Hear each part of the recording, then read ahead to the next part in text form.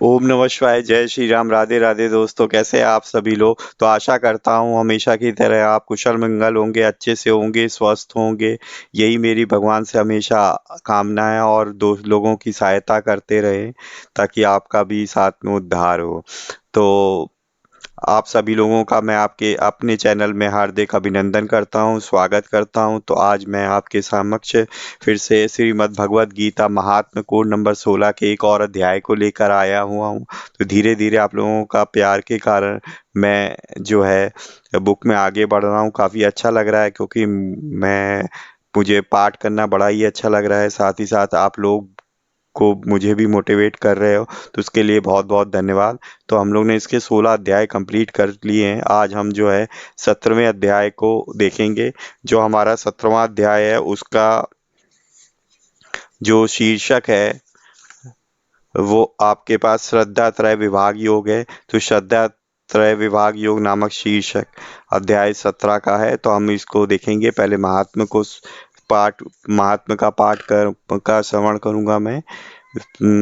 पाठ सुनाऊंगा आपको, देन उसके बाद उसका हिंदी के साथ। तो कृपया एकाग्रचित्त होकर मन लगाकर भगवान का ध्यान लगाते हुए इस पाठ को जो है सुनिए, उसका श्रवण करिए और इस सेशन को पूरा कीजिए।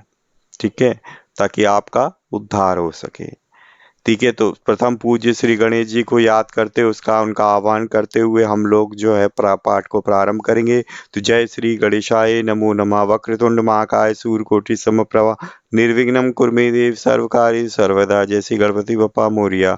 रघुपति राघव राजा राम पतित पावन साई नाम ईश्वर अल्लाह तेरो नाम सबको सम्मति देवगण। जय श्री साईं बाबा जी की जय हो। ओम विष्णुवे नमः। ओम विष्णुवे नमः। ओम विष्णुवे नमः। ओम विष्णुवे नमः। ओम नमो नारायण। ओम नमो नारायण। ओम नमो नारायण। ओम नमो नारायण। ओम नमो भगवते वासुदेवाय। ओम नमो भगवते वासुदेवाय। ओम नमो भगवते वासुदेवाय। ओम विष्णुवे नमः। ओम विष्णुवे नमः। ओम विष्णुवे नमः। ओम विष्णुवे नमः। ओम नमो नारायण। ओम नमो नारायण। ओम नमो नारायण। ओम नमो नारायण। जय विष्णु भगवान की जय। तो चलिए प्रारंभ करते हैं। तो ध्यान लगा के सुनिए इसे। श्रीमद् भगवत गीता के 17वें अध्याय का महात्म आज मैं आपको सुनाता हूँ। तो ध्यान से सुनिए। श्री महादेव जी कहते हैं कि हे पार्वती, 16वें अध्याय का महात्म्य बतलाया गया। अब 17वें अध्याय की अनंत महिमा का श्रवण करो। राजा खड्गबाहु के पुत्र का दुशासन नामक एक नौकर था। वह बड़ी खोटी बुद्धि का मनुष्य था। एक बार वह मांडलिक राजकुमारों के साथ बहुत धन की बाजी लगाकर हाथी पर चढ़ा, और कुछ ही कदम आगे जाने पर लोगों के मना करने पर भी वह मूढ़ हाथी के प्रति जोर जोर से कठोर शब्द करने लगा। उसकी आवाज सुनकर हाथी क्रोध से अंधा हो गया और दुशासन पैर फिसल जाने के कारण पृथ्वी पर गिर पड़ा। दुशासन को गिरकर कुछ कुछ अच्छवास लेते देख काल के समान निरंकुश हाथी ने क्रोध में भरकर उसे ऊपर फेंक दिया। ऊपर से गिरते ही उसके प्राण निकल गए। इस प्रकार कालवश मृत्यु को प्राप्त होने के बाद उसे हाथी की योनि मिली और सिंघल द्वीप के महाराज के यहाँ उसे अपना बहुत समय व्यतीत किया। सिंघल द्वीप के राजा की महाराज खड्गबाहु से बड़ी मैत्री थी, अतः उन्होंने जल के मार्ग से उस हाथी को मित्र की प्रसन्नता के लिए भेज दिया। एक दिन राजा ने श्लोक की समस्या पूर्ति से संतुष्ट होकर किसी कवि को पुरस्कार रूप में वह हाथी दे दिया, और उन्होंने 100 स्वर्ण मुद्राएं लेकर उसे मालव नरेश के हाथ भेज दिया। कुछ काल व्यतीत होने पर वह हाथी यत्न पूर्वक पालित होने पर भी असाध्य ज्वर से ग्रस्त होकर मरणासन हो गया। हाथीवानों ने जब उसे ऐसी शोचनीय अवस्था में देखा तो राजा के पास जाकर हाथी के हित के लिए शीघ्र ही सारा हल कह सुनाया। हे महाराज, आपका हाथी अस्वस्थ जान पड़ता है। उसका खाना पीना और सोना सब छूट गया है। हमारी समझ में नहीं आता कि इसका क्या कारण है।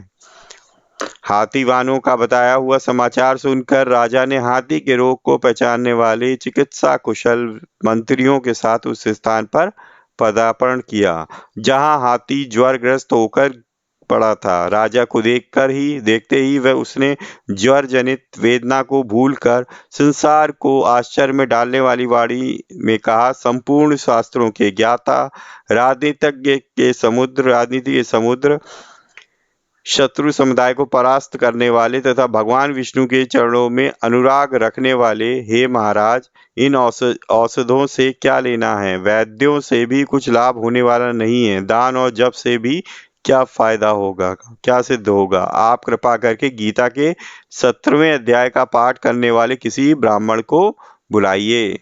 हाथी के कथनानुसार राजा ने कुछ वैसा ही किया। तदंतर गीता पाठ करने वाले ब्राह्मण ने जब उत्तम जल को अभिमंत्रित करके उसके ऊपर डाला, तब दुशासन गजयोनि का परित्याग करके मुक्त हो गया। राजा ने दुशासन को दिव्य विमान पर आरूढ़ एवं इंद्र के समान तेजस्वी देखकर पूछा, तुम्हारी पूर्व जन्म में क्या जाति थी, क्या स्वरूप था, कैसा आचरण था और किस कर्म से तुम यहाँ हाथी होकर आए थे? ये सारी बातें मुझे बताओ। राजा के इस प्रकार पूछने पर संकट के छूटे हुए दुशासन ने विमान पर बैठे ही बैठे स्थिरता के साथ अपना पूर्व जन्म का उपयुक्त समाचार यथावत कह सुनाया। तत्पश्चात नरश्रेष्ठ मालव नरेश भी गीता के 17वें अध्याय का पाठ करने लगे। इससे थोड़े ही समय में उनकी मुक्ति हो गई, क्षमा करें, मुक्ति हो गई। तो ये था दोस्तों 17वें अध्याय का महात्म्य जो मैंने आपको कह सुनाया। आशा करता हूँ अच्छा लगा होगा आपको। अब हम लोग इसके 17वें अध्याय का हिंदी सार का पाठ करेंगे, तो ध्यान पूर्वक मन लगा के उसे सुने। ओम श्री परमात्मने नमः। 17वां अध्याय ध्यान पूर्वक सुनिए, मैं आपको सुनाता हूँ। इस प्रकार भगवान के वचन सुनकर अर्जुन जी बोले कि हे कृष्ण, जो मनुष्य शास्त्र विधि को त्याग कर केवल श्रद्धा से युक्त हुए देवादिकों का पूजन करते हैं, उनकी स्थिति फिर कौन सी है? क्या सात्विकी है अथवा राजसी किन्वा तामसी है? इस प्रकार अर्जुन के पूछने पर श्री कृष्ण भगवान बोले कि हे अर्जुन, मनुष्यों की वह बिना शास्त्रीय संस्कारों के केवल स्वभाव से उत्पन्न हुई श्रद्धा सात्विकी और राजसी तथा तामसी ऐसे तीनों प्रकार की होती है। उसको तू मेरे से सुन। हे भारत, सभी मनुष्यों की श्रद्धा उनके अंतःकरण के अनुरूप होती है तथा पुरुष श्रद्धामय है। इसलिए जो पुरुष जैसी श्रद्धा वाला है वह स्वयं भी वही है, अर्थात जैसी जिसकी श्रद्धा है वैसा ही उसका स्वरूप है। उनमें सात्विक पुरुष तो देवों को पूजते हैं और राजस पुरुष यक्ष और राक्षसों को पूजते हैं तथा अन्य जो तामस मनुष्य हैं वे प्रेत और भूतगणों को पूजते हैं। हे अर्जुन, जो मनुष्य शास्त्र विधि से रहित केवल मन कल्पित घोर तप को तपते हैं तथा दंभ तथा अहंकार से युक्त एवं कामना आसक्ति और बल के अभिमान से भी युक्त हैं तथा जो शरीर रूप से भी भूत समुदाय को अर्थात शरीर मन और इंद्रियादिकों को पूर्ण रूप में परिणत किए हुए आकाश आदि 5 भूतों को तथा अंतःकरण में स्थित मुझ अंतर्यामी को भी क्रश करने वाले उन अज्ञानियों को तू आसुरी स्वभाव वाले जान। हे अर्जुन, जैसे श्रद्धा 3 प्रकार की होती है वैसे ही भोजन भी सबको अपनी अपनी प्रकृति के अनुसार 3 प्रकार का प्रिय होता है और वैसे ही यज्ञ तप और ज्ञान भी 3 प्रकार के होते हैं। उनके इस न्यारे न्यारे भेद को तू मेरे से सुन। आयु बुद्धि बल आरोग्य सुख और प्रीति को बढ़ाने वाले एवं रस युक्त चिकने और स्थिर रहने वाले तथा स्वभाव से ही मन को प्रिय ऐसे आहार अर्थात भोजन करने के पदार्थ तो सात्विक पुरुष को प्रिय होते हैं।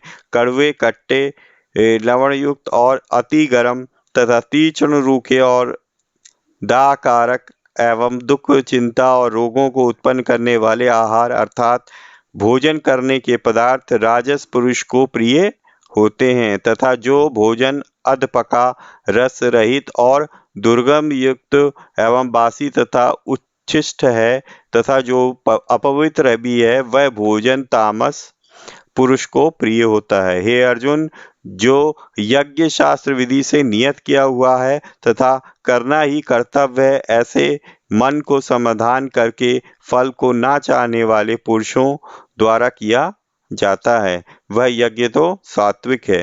और हे अर्जुन, जो यज्ञ केवल दंभाचरण के लिए अथवा फल को भी उद्देश्य रखकर किया जाता है, उस यज्ञ को तू राजस जान, तथा शास्त्र विधि से हीन और अन्य दान से रहित एवं बिना मंत्रों के, बिना दक्षिणा के और बिना श्रद्धा के किए हुए यज्ञ को तामस यज्ञ कहते हैं। हे अर्जुन, देवता, ब्राह्मण, गुरु और ज्ञानी जनों का पूजन एवं पवित्रता, सरलता, ब्रह्मचर्य और अहिंसा, यह शरीर संबंधी तप कहा जाता है।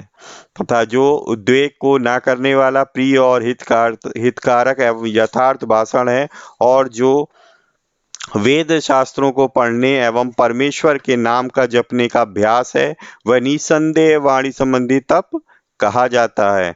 तथा मन की प्रसन्नता और शांत भाव एवं भगवत चिंतन करने का स्वभाव, मन का निग्रह और अंतःकरण की पवित्रता, ऐसे यह मन संबंधी तप कहा जाता है। परंतु हे अर्जुन, फल को ना चाहने वाले निष्काम योगी पुरुषों द्वारा परम श्रद्धा से किए हुए उस पूर्वोक्त 3 प्रकार के तप को सात्विक कहते हैं।